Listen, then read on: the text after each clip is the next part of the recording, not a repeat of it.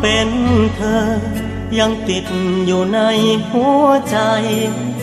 ต้องใช้ยางลบอะไรถึงจะเลือนหายไปจากความจำเมื่อความเดียวดาย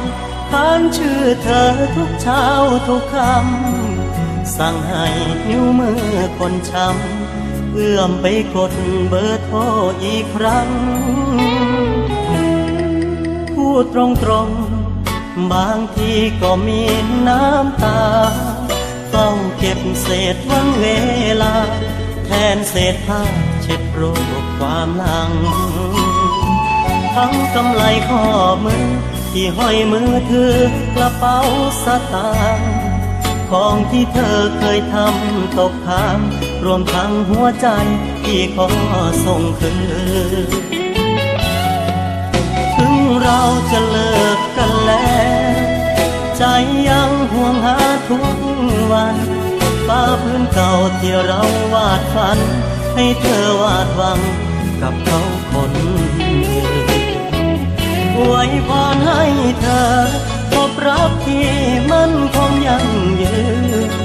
ส่วนพี่ขอผ่านอีกคืนพร้อมกับปลอกหมอนที่เปื้อนน้ำตาความเป็นเราให้จบจากวันนี้ไปพี่เจออย่างลบหัวใจยี่ห้อง่ายๆชื่อเสียสละอย่างน้อยเคยรักกันขอเก็บวันวานกับคำรำลาเอาไว้ยิ้มทั้งน้ำตาเมื่อได้ข่าวว่าเธอสุขสมหวัง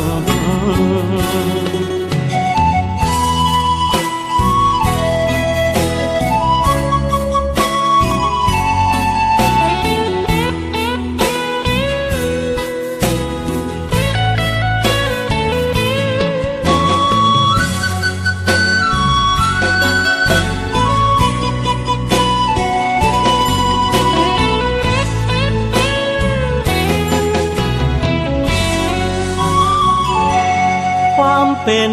เราให้จบจากวันนี้ไปพี่เจออย่างลบหัวใจ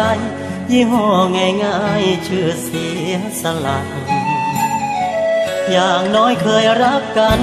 ขอเก็บวันวานกับคำรำลา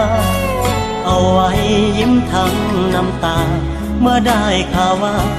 เธอสุขสมหวัง